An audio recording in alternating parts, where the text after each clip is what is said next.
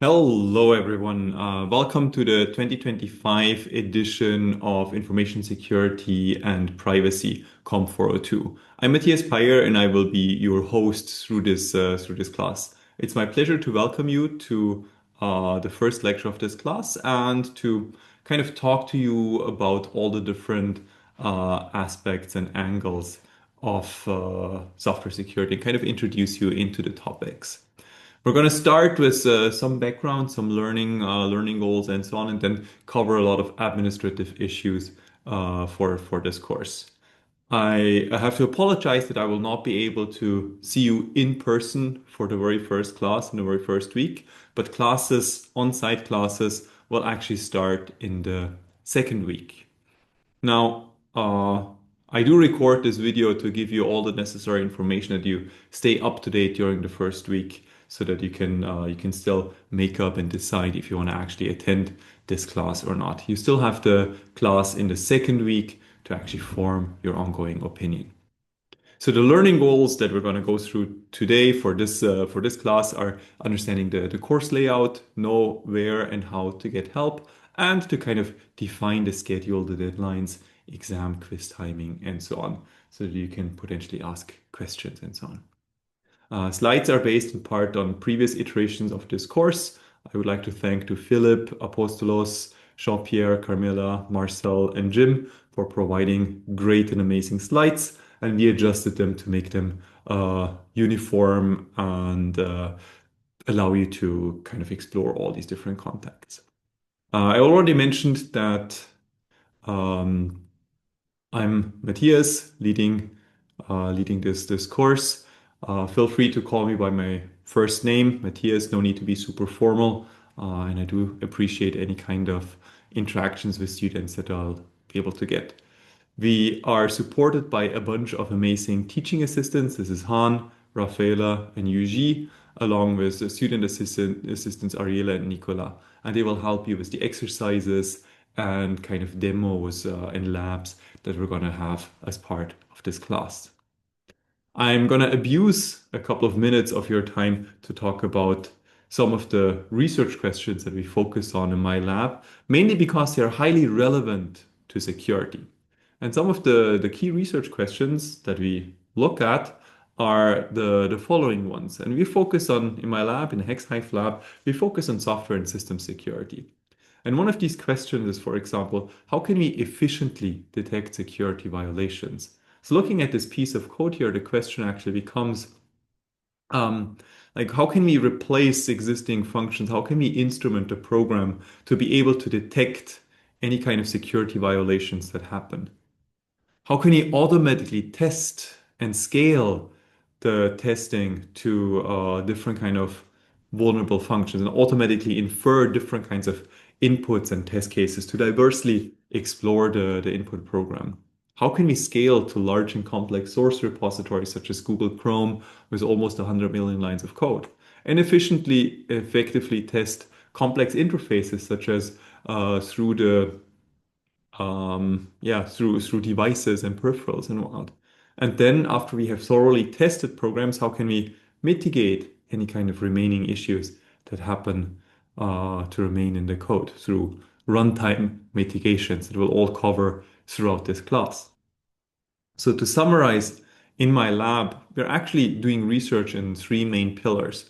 First of which being automated testing, where the key goal is to prune any kind of underlying bugs, helping developers to find and fix vulnerabilities as early and as quickly as possible.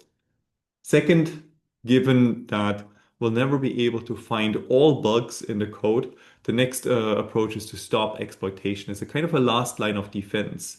And we are working on different mitigation techniques. And more recently, we've been looking at safe compartments where the goal is to contain any kind of faults as part of a divide and conquer approach towards security. So we're doing research across these three components and are trying to push the needle in all three of them. If you're interested in any of these topics, feel free to reach out, read our papers, do a research project in our lab, and feel free to engage with the PhD students and so on. The more, the merrier. Now, going back to this class, we're going to use Moodle for as a primary source for announcements, slides, video links, exercises, homeworks, and whatnot. And that's your first point of contact for questions and so on. We're going to use EdStem in addition to Moodle to kind of orchestrate some of the extended discussions. But everything is linked from the central Moodle page that with the easy to remember URL moodle.epfile.ch/course/view.php !ID equals 15812. Or just remember go.epfile.ch/com402 and you will be sent there. Cool. Looking at the course agenda, we're going to have classes pretty much every week throughout the semester. The first class is Introduction to Cyber Threats, where unfortunately on the 8th of September, I'm not going to be here because I'm at the conference. The following week on the 15th, we're going to be on site, starting with crypto basics. Then there's going to be a break.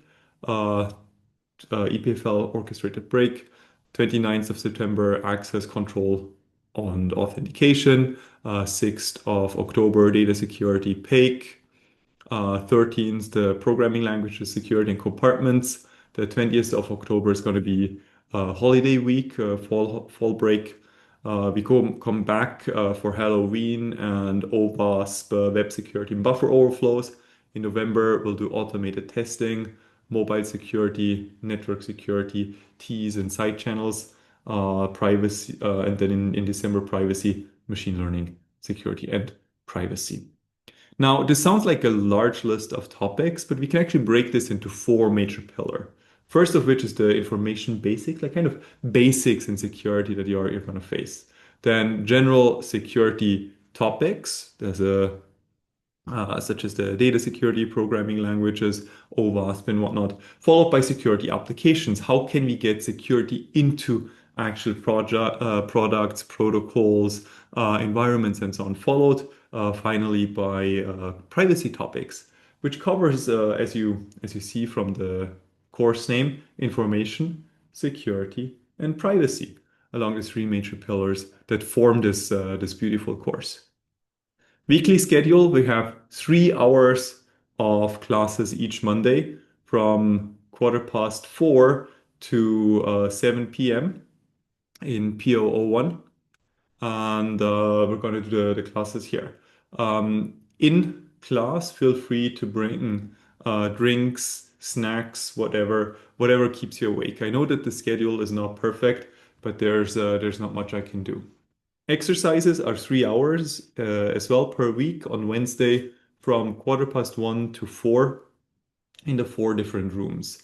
There's going to be some information on the Moodle page regarding the room distribution. The exercises start on the 17th of September, as in next week after this. Exercises, homeworks, and quizzes are self-guided and help you to prepare and study the underlying material. So there's not going to be any graded quizzes this year. The grade is based exclusively on the final exam that we'll do in the actual exam session.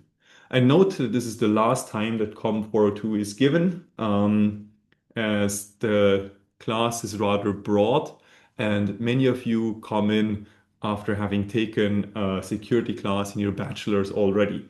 So having a very general security class is no longer as necessary in the master. We're still doing this one more time because we're still in a transitionary period, but going forward, we will focus on more deeper, in-depth classes compared to broad overview classes. Broad overview classes are much better left for the bachelor. So this is actually your last chance to pass COM402, pass and take COM402.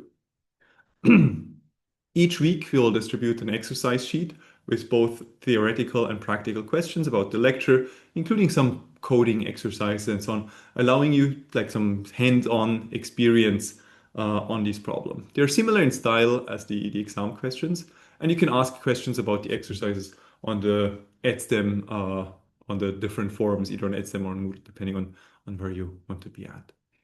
You can do them alone or in teams, we don't mind, and solutions are distributed on Wednesday afternoon. After each major block, we release a quiz with multiple choice questions about the homework and the lectures. And this is for you to like kind of get used to the multiple choice questions that will do as part of this class. They may be practical, as in related to the homework or related to the lectures. They will be on Moodle, the quizzes, and you get unlimited retries, but we recommend you to actually do the quizzes whenever they come out and then do a serious attempt at them to get actual practice. And this helps you learn and study for the actual final exam later on.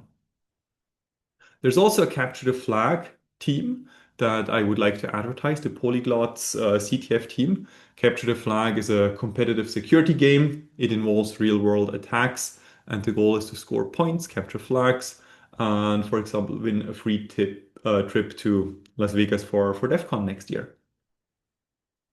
We're one of the top teams, and we're always looking for new members that join us to play around and yeah, work with us on fun security challenges. Code of conduct for this class and for other security and privacy classes. No cheating on the exam, no communication, no forgery.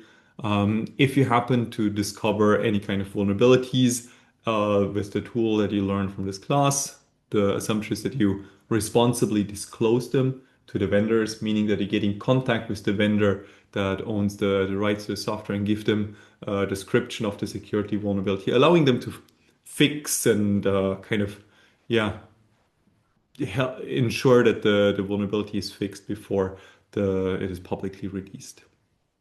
Um, as you know, with great power comes great responsibility. You're learning tools and techniques that could be used to exploit systems as part of this course, and we rely on you to follow ethical behavior on this.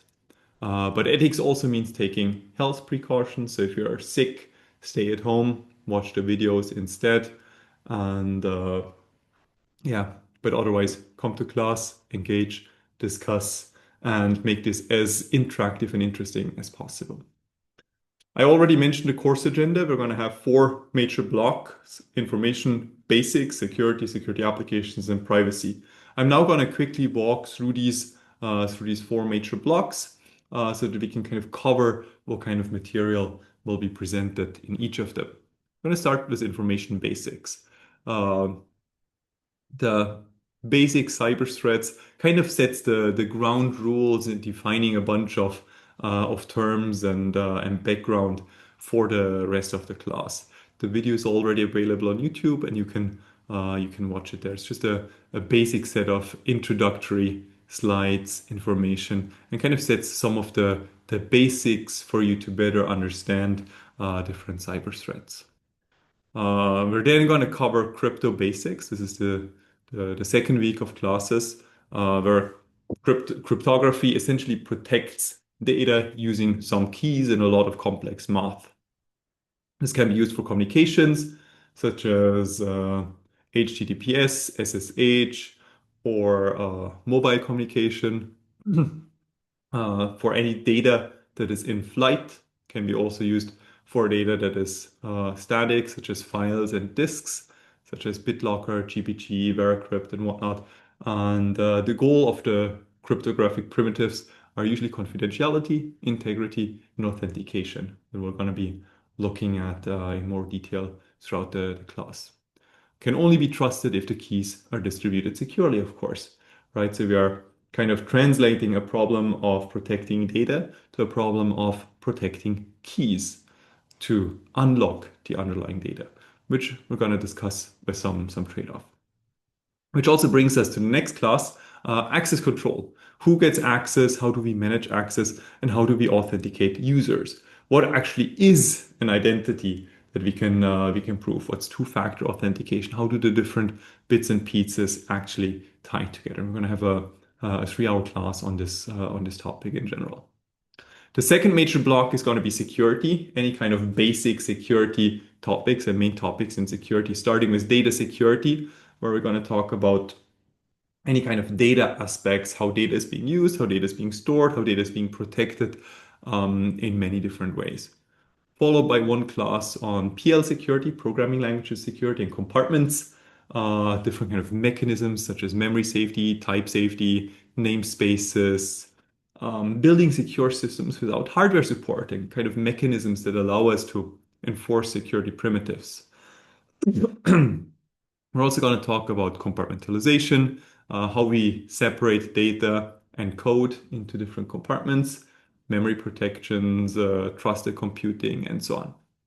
Just as a high level topic on that.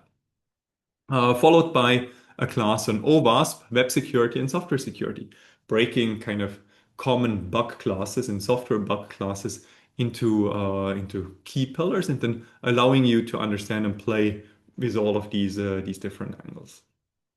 This kind of concludes the major security section and gives you like a basic understanding of all of the different topics in security. The next pillar is applying security across different dimensions. And we're going to start with automated testing. Like assuming that we have these large applications, how can we test these applications and find as many bugs as possible? And fuzzing has become kind of the main technique to actually go find and fuzz programs and find underlying security vulnerabilities. We're going to have a class on mobile security, and we're going to take Android as an example, understanding how modern supercomputer platforms that you have in your pocket actually ensure protection of your private data in a very hostile environment where apps can come from very different provenance, different systems interacting together, and so on. So it's going to be quite exciting here as well.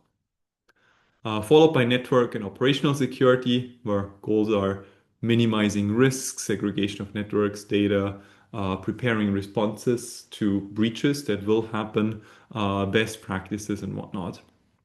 And then discuss TEs, trusted execution environments, and side channels. Like how can you attestate trusted hardware, seal, isolate it, and come up with different side channels, timing, power analysis, and so on. Extracting data from unwilling hardware. The last major block is going to be privacy, with the first actual block starting on privacy itself. Like, how can we differentiate between privacy and security? What are the benefits? Like, what do we do when an entity is actually involved in these things? How do we protect the data of people as a company? What kind of data should be stored? What kind of data should be available? And so on. We're going to talk about different kind of privacy attacks and best approaches for privacy design. Followed by some kind of machine learning security and privacy aspects, where we're going to dive a bit into the machine learning side of things, trying to understand possible limitations of underlying systems.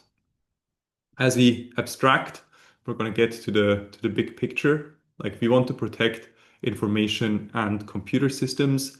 Some of this is real world systems that depend on IT systems, like physical machines that are protected. We want to protect people against kind of bad things from happening, right? So bad security attacks. And the issue with security is often that somebody remotely, like really, really far away, can compromise things here, right? So we've got this distance factor and the scaling factor, that somebody that finds a bug can suddenly replicate it amongst millions, billions of machines. So we need methods to understand, classify, and prevent what actually can go wrong. That's kind of the big picture of information security and privacy that we want to address throughout this class. So security and privacy is essentially about controlling risk, understanding risk and assessing risk. So you can't be secure without actually knowing what your assets are, what the threats are, and what the risks are. Have some basic trust assumptions, such as, oh, we assume that the attacker cannot already have root privileges, for example, or encryption cannot be broken under certain assumptions. My system administrator is honest under certain assumption, right? So we can define the kind of like threat model that we are looking at, and we're going to work through these different aspects. So security requires us to define policies, select the underlying mechanisms and whatnot, then implement them. And it's an ongoing process which requires regular audit and improvement as you go along. So this kind of gives you an overview of what we'll do throughout this class over the next couple of weeks as we slowly walk and work through the different topics. Interaction is going to be crucial.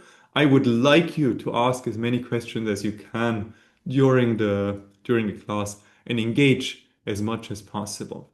We're going to meet each week in PO01 to discuss these different aspects. Discussion is going to be on EdSTEM, as said. We're going to have the first on-site um, class in the second week of the semester. And I look forward to seeing many of you in the, or all of you in the class, and then in the actual exercise sessions and labs and so on, and look forward to a lot of engagement that you will actually have. And it's going to be super exciting. So looking forward to that. Thank you.